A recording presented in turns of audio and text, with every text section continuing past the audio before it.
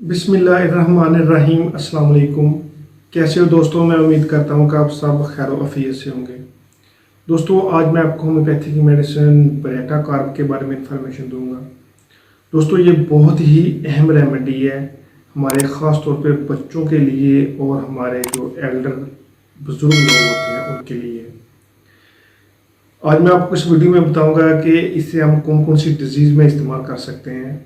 और उससे रिलेटेड हमारे जिस्म में कौन कौन सी कॉम्प्लिकेशन जो है ना वो महसूस होती हैं, तो इस मेडिसिन को हम इस्तेमाल कर सकते हैं। बच्चों और बुज़ुर्गों के बहुत ही डिजीज़ में जो है ना ये मेडिसिन काम आती है।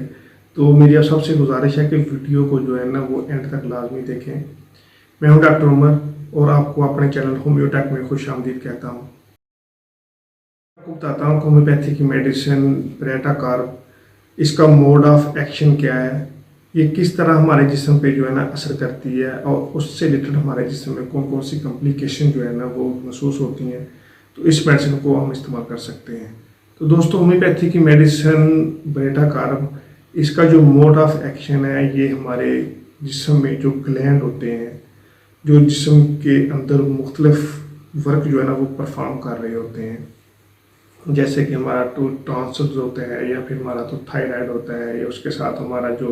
प्रोस्टेट होता है। तो ये खुद जो है ना हमारा जिस्म जो है ना इसको रेगुलेट करता है और उससे के अकॉर्डिंग ये हमारा जिस्म जो है ना हार्मोन्स की सिक्रीशन जो है ना वो करता है और उससे रिलेटेड हमारे जिस्म में जो न्यूट्रिशन है उसकी एब्जॉर्प्शन होती है या फिर हमारे जो यूरिन है उसकी सिक्रीशन होती है या फिर जो जो टॉन्सिल्स होता है वो हमारे बैक्टीरियल जो है ना वो एंटीबैक्टीरिया जो हमारे जिस्म के मुख्तलिफ तरीके से हम निगल लेते हैं खाने के रिश्ते या मुख्तलिफ और तरीके से उसको ख़त्म करता है। तो अगर किसी के जिस्म में ग्लैंड की हाइपोट्राफी हो रही हो, उसमें डिकम्पोजिशन हो रही हो या फिर किसी की जो ग्लैंड है उसकी सिक्रीशन जो है ना वो बहुत ज़्यादा हो रही हो, तो ऐसे केस में ये मेडिसिन जो है ना बहुत ही अच्छा फ़र्क करती है। यानी ये हमारे जिस्म के ग्लैंड पे असर करती है और ग्लैंड की हाइपोट्राफी, यहाँ पे जो ग्लैंड जो है ना उसकी बहुत ज़्यादा सिक्रीशन हो रही हो या फिर ग्लैंड की डिकम्पोजिशन हो रही हो, उस ग्लैंड में स्वेलिंग देखने में आती हो और उसकी वजह से जिस्म के मुख्तलिफ अज़ा पे मुख्तलिफ किस्म के सिम्टम जो है ना वो देखने में आते हो। यानी अगर किसी को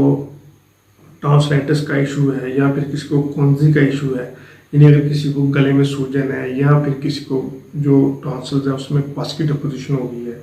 तो ऐसे केस में भी ये मेडिसिन बहुत अच्छा वर्क करती है। उसके साथ अगर किसी को प्रोस्टेट का इशू है और उस प्रोस्टेट की वजह से जो पेशेंट है उसको जो यूरिन है उसकी रिटेंशन देखने में आ रही है, तो ऐसे केस में भी ये मेडिसिन जो है ना बहुत ही अच्छा वर्क करती है। ये जो ग्लैंड है उसकी हाइपोट्राफी और उसकी स्वेलिंग की वजह से जो जिस्म के मुख्तलिफ हिसाब की कॉम्प्लिकेशन जो है ना वो देखने में आती हैं, तो ऐसे केस में ये मेडिसिन जो है ना बहुत ही अच्छा वर्क करती है।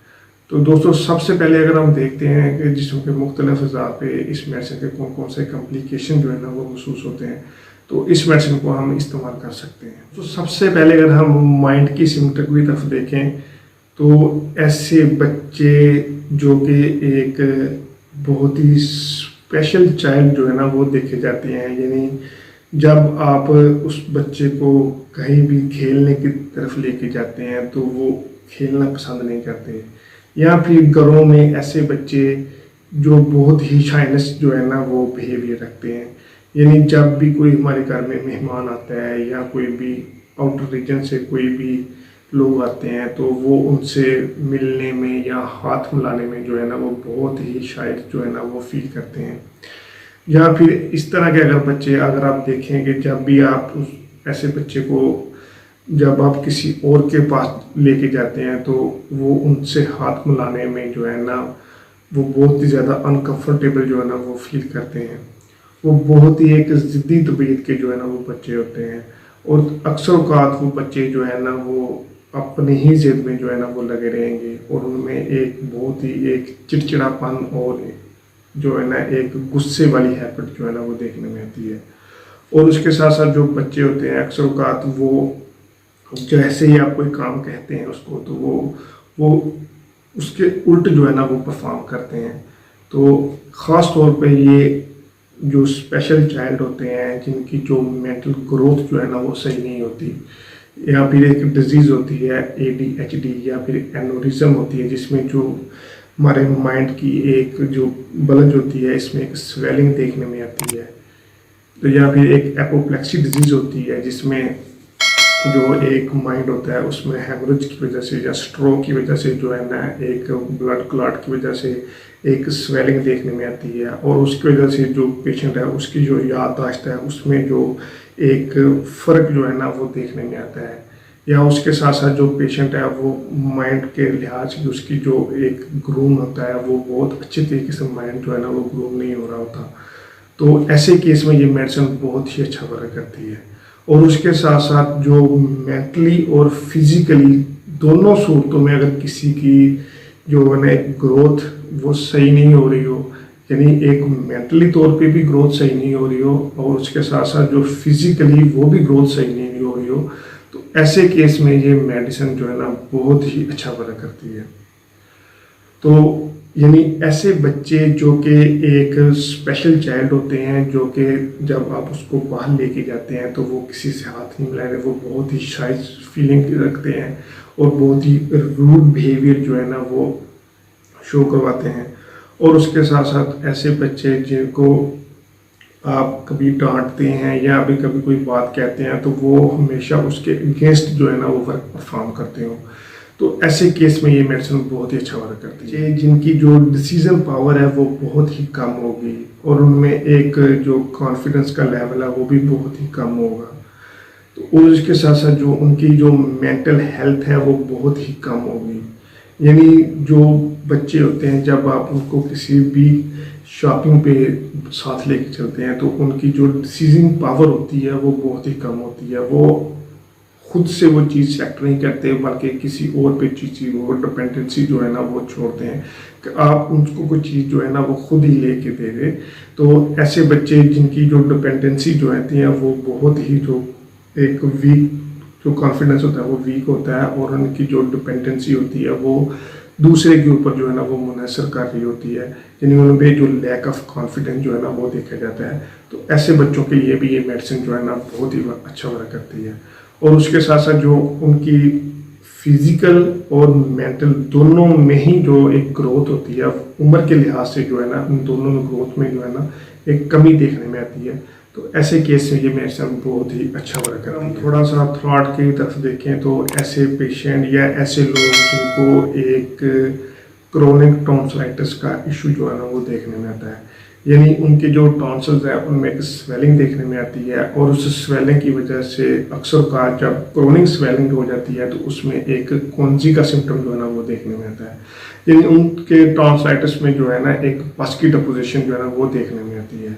और उस पस की डिपोजिशन की वजह से पेशेंट को जो है ना एक ब्रीथिंग जो है ना वो बहुत ही ज़्यादा एक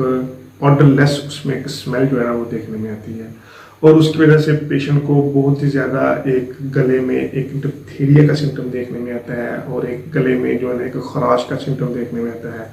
और उसके साथ साथ जो पेशेंट है वो बहुत ही ज़्यादा एक चिली पेशेंट जो है ना वो देखने में आता है। पेशेंट को बहुत ज़्यादा सर्दी जो है ना वो बहुत जल्दी जो है ना वो लग जाती है। उसके साथ साथ पेशेंट को जो है ना एक फीवर्स जो है ना वो कंडीशन देखने में आती है।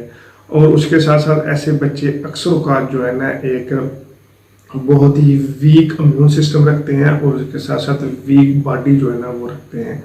तो ऐसे पेशेंट जिनका जो जिस्मानी लिहाज से बहुत ही कमज़ोर हों और उनके टॉन्सिल्स में जो है ना एक पस की डिपोजिशन हो गई हो या फिर उनके टॉन्सिलाइटिस का इशू देखने में आता हो और उसकी वजह से जो पेशेंट है वो बहुत ही ज़्यादा कमज़ोर बॉडी जो है ना वो रखता हो और उसके साथ साथ जो उसका माइंड है वो बहुत ही ज़्यादा इरिटेबल हो और उसमें एक चिड़चिड़ापन जो है ना वो देखने में आता हो, तो ऐसे केस में भी ये मेडिसिन जो है ना बहुत ही अच्छा वर्क करती है। अगर हम चेहरे की सिम्टम की तरफ देखें तो ऐसे बच्चे जिनको बहुत ही वीक जो है ना वो बॉडी रखते हो या उनका इम्यून सिस्टम बहुत ही कमज़ोर हो तो उनके चेहरे के ऊपर जो है ना एक हार्ड फ्लैशेस जो है ना वो नुमाया नज़र आएंगे। उनका जो चेहरा है वो रेड जो है ना वो दिखाई देगा और उसके साथ साथ जो पेशेंट है उसको इस तरह महसूस होगा कि जैसे वो बहुत ही ज़्यादा शदीद गुस्से में जो है ना वो देखा जाता है। उनके साथ साथ वो पेशेंट बहुत ज़्यादा इरिटेबल होगा, चिड़चिड़ा होगा और उनके पेशेंट की जो है ना चेहरा बहुत ज़्यादा एक रेडनेस जो है ना, इस तरह की चेहरे के ऊपर पफी स्वेलिंग जो है ना वो देखने में आएगी। तो ऐसे केस में भी ये मेडिसिन जो है ना बहुत ही अच्छा वर्क करती है। कि स्वेलिंग की बहुत ही अहम मेडिसिन है, जिसमें जो ग्लैंड को न्यूट्रिशन है उसकी कमी जो है ना वो देखने में आती हो। यानी ऐसी ग्लैंड जिसमें ग्लैंड की जो स्वेलिंग है वो देखने में आती हो, चाहे वो प्रोस्टेट की ग्लैंड क्यों ना हो, या फिर हमारे टॉन्सिलाइटिस के ग्लैंड क्यों ना हो, या फिर हमारे इंग्वाइलर रीजन के ग्लैंड क्यों ना हो, या फिर हमारे सर्वाइकल रीजन के ग्लैंड क्यों ना हो। तो ऐसे तमाम ग्लैंड जिनकी जो न्यूट्रिशन में कमी वाक़या होती है, तो ऐसे केस में ये मेडिसिन जो है ना बहुत ही अच्छा वर्क करती है। और उसके अकॉर्डिंग हमारे जिस्म में मुख्तलिफ किस्म की कॉम्प्लिकेशन जो है ना वो देखने में आती है। यानी अगर किसी को प्रोस्टेट ग्लैंड में इन्फेक्शन देखने में आता है तो उसको जो यूरिन है उसकी रिटेंशन देखने में आएगी, या अगर किसी को जो सर्वाइकल ग्लैंड का उसमें मसला देखने में आएगा तो पेशेंट को जो है ना एक फीवरिश कंडीशन जो है ना वो देखने में आएगी। या फिर अगर किसी को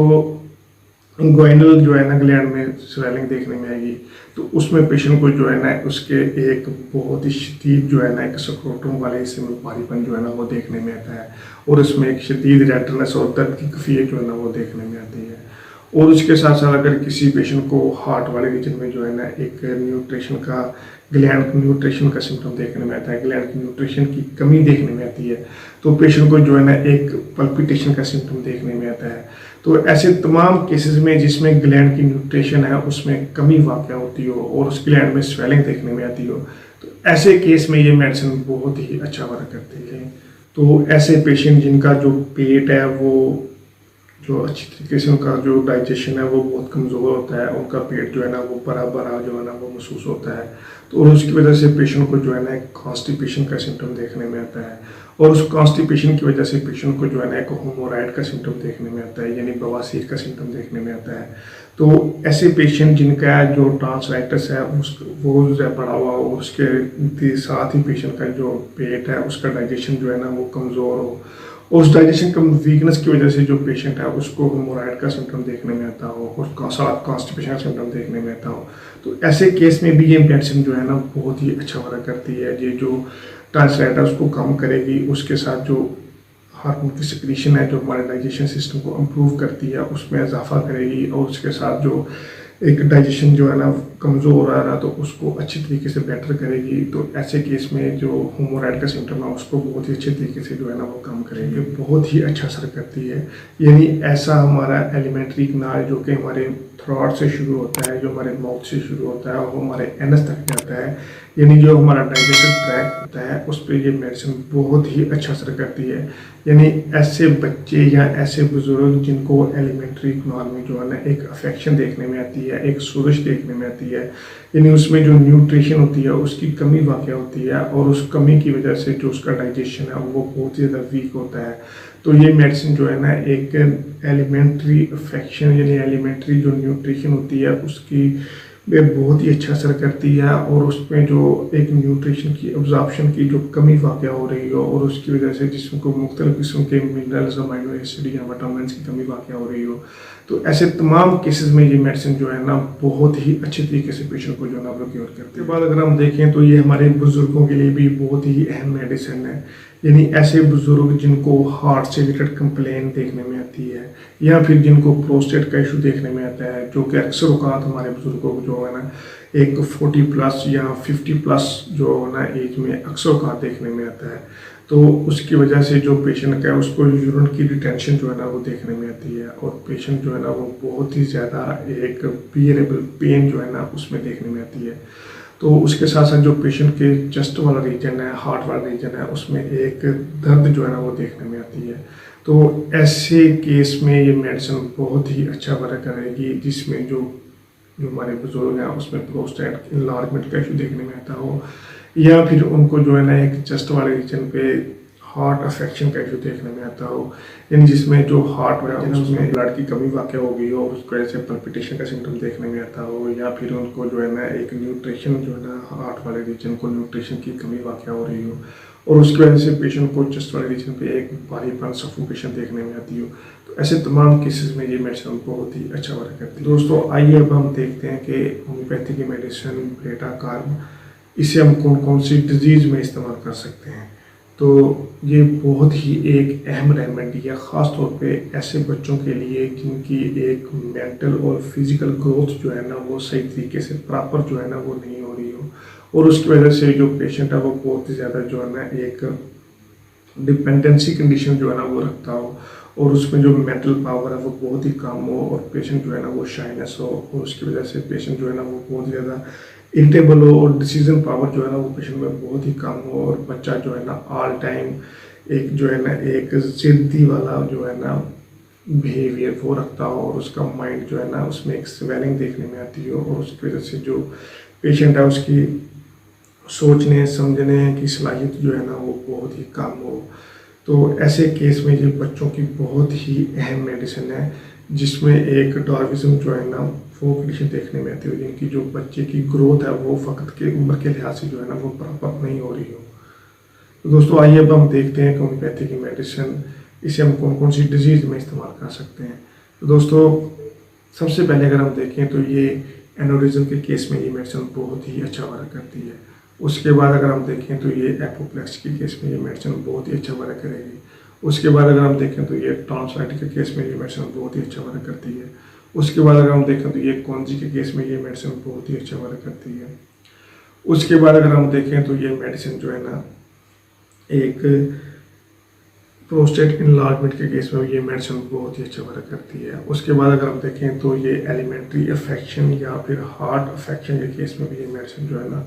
बहुत ही अच्छा वर्क कर देखें तो ये मेडिसिन जो है ना एक आर्थेरियोस्क्लेरोसिस के केस में भी ये मेडिसिन बहुत ही अच्छा वर्क करती है, जो कि एक आर्टरी होती है जो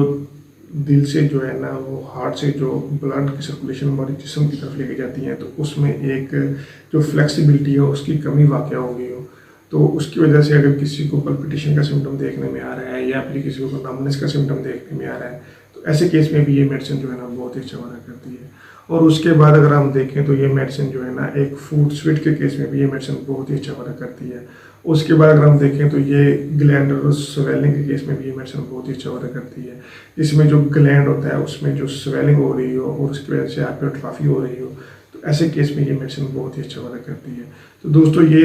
होम्योपैथी की मेडिसिन ब्रेटाकार जो कि एक ग्लैंड की बहुत ही अहम मेडिसिन है, तो ऐसे पेशेंट जिसमें जो ग्लैंड की हाइपरट्रॉफी हो रही हो या फिर ग्लैंड की जो है ना एक डिकम्पोजिशन हो रही हो, उसमें एक स्वेलिंग देखने में आती हो, तो ऐसे तमाम केसेस में ये मेडिसिन जो है ना बहुत ही अच्छा वर्क करती है। दोस्तों आइए अब हम देखते हैं कि होम्योपैथी की मेडिसिन ब्रेटाकार इसे हम कौन सी पोटेंसी में इस्तेमाल करें तो ये बहुत ही अच्छा रिजल्ट देती है। तो दोस्तों होम्योपैथी की मेडिसिन ब्रेटाकार इसे हमें 200 CH में जो है ना सुबह दोपहर शाम 2 ड्रॉप जो है ना इस्तेमाल करना चाहिए। तो ये ऐसी तमाम डिजीज़ में ये ना बहुत ही अच्छा रिजल्ट देगी, जिसमें जो है ना एक आर्टरी में जो है ना एक उसकी फ्लेक्सिबिलिटी कम हो रही हो, या फिर अगर किसी को ग्लैंड में स्वेलिंग देखने में आती हो, उसकी हाइपरट्रॉफी हो रही हो, तो ये बहुत ही अच्छे तरीके से बिना कोई साइड इफेक्ट के जो है ना वो पेशेंट को क्योर करें। तो दोस्तों मैं उम्मीद करता हूँ कि आपको ये वीडियो पसंद आई होगी। मेरी आप सबसे गुजारिश है कि वीडियो को शेयर करें, चैनल को सब्सक्राइब करें और बेल आइकन लाजमी दबाएं ताकि आप मेरी नई आने वाली वीडियो के बारे में अपडेट रह सकें। तो दोस्तों अगर किसी की कोई क्वेरी है तो वो नीचे मेरे डिस्क्रिप्शन में दिए गए नंबर पे जो है ना वो मैसेज कर सकता है। मैं कोशिश करूँगा कि उसकी डिजीज से रिलेटेड जो है मैं मैसेज बता सकूँ। थैंक यू अल्लाह हाफिज़।